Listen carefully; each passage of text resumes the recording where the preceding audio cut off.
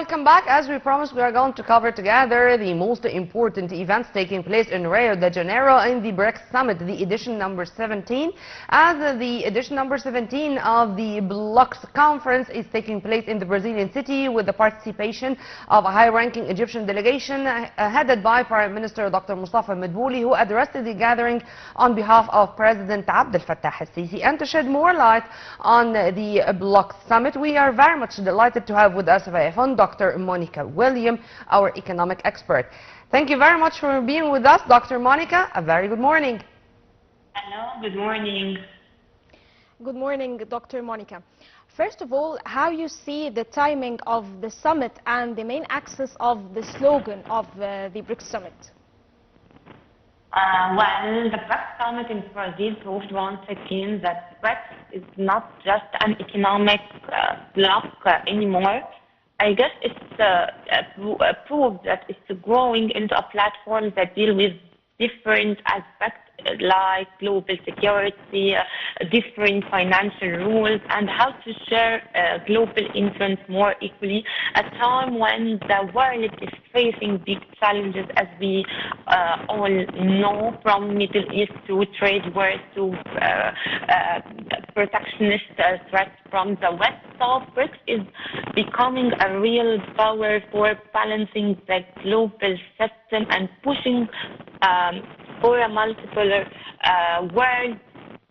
So the timing, I see it in that critical. The world is grappling with highly geopolitical tensions, from fragile ceasefire recently between after direct clashes between Israel and Iran to the ongoing war in Gaza. So against this backdrop, the summit theme of enhancing South-South cooperation for more inclusive and sustainable global governance couldn't be more relevant. So it underscores a collective aspiration not only to reform economic but to contribute to regional peace and security framework.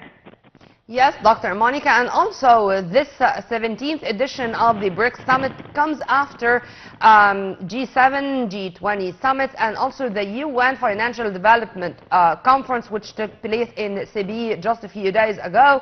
And one of the most important topics, it was the U.S. administration policy, America First. In addition to protectionism, multilateralism was also mentioned by Brazilian President Lula da Silva. How do you see those words as key words discussed on the agenda of the summit talks? The summit talks, it's discussed the reforming how the world funds makes decisions to better reflect the needs and priorities of the global south, and it turns the new development bank, which now also includes new members like Egypt and UAE, and to fund big project infrastructures and technology without political strength. That's often attached by Western lenders. And also, I guess it's a very important point in this video. They also actually focus on how to change the global or current global financial system, the changing voting rights at IMF, so that emerging economies have more say, reducing the outside control of Europe and the USA. They agreed to support the joint proposal at IMF review meeting next, which is scheduled for next December, which will discuss change to code system that determine contribution and voting rights. I guess this would ensure the round codes reflect members' relative positions in the global economy while safeguarding the shares of poor countries. According to the new formula, should lead to an increase in the cost of developing nations. Right. Dr. Monica, as one of the main goals of the BRICS Summit is to discuss the tariff policies that presented by the President Donald Trump. How do you see the response of the United States in this situation? Yes, in this regard specifically, I just saw President Donald Trump tweeted, I guess today or yesterday, that he would impose actually 10 extra tariffs on any country that cooperates economically with BRICS in a big way. So it's just not just an offhand comment. It reflects real worry in the West about BRICS becoming strong enough to challenge long-standing Western dominance over the global economy.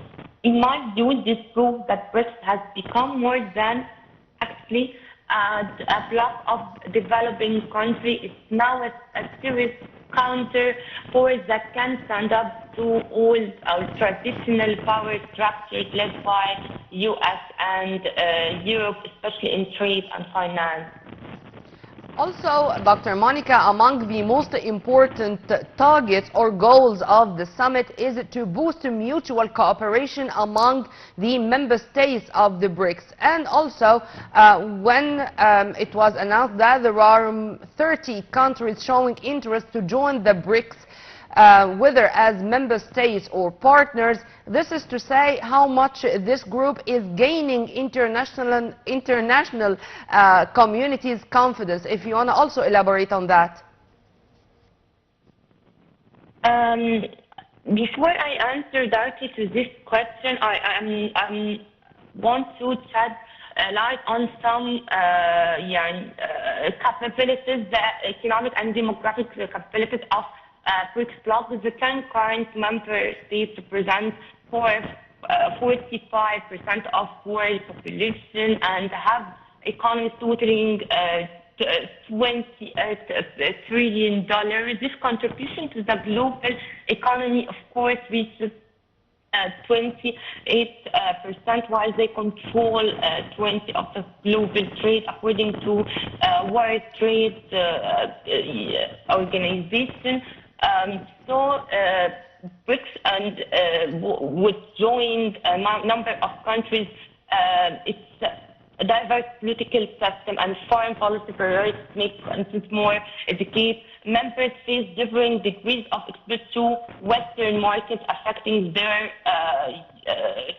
situation for rapid financial and internally balancing the voices of new members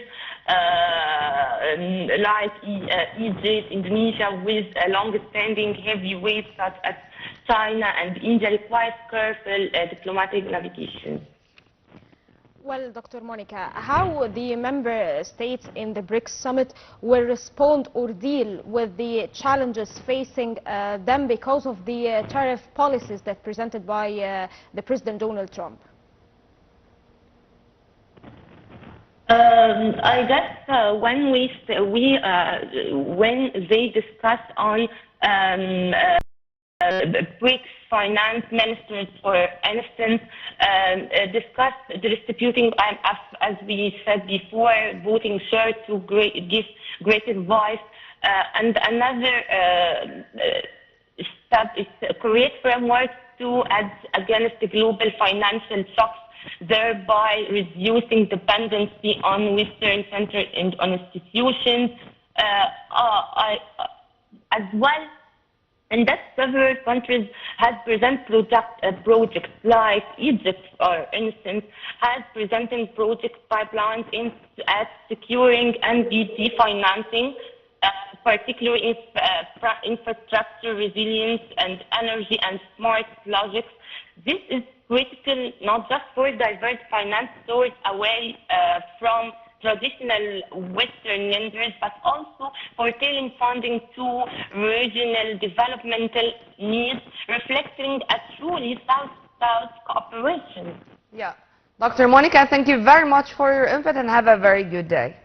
Sarah, I think we are running out of time. Yes, of course.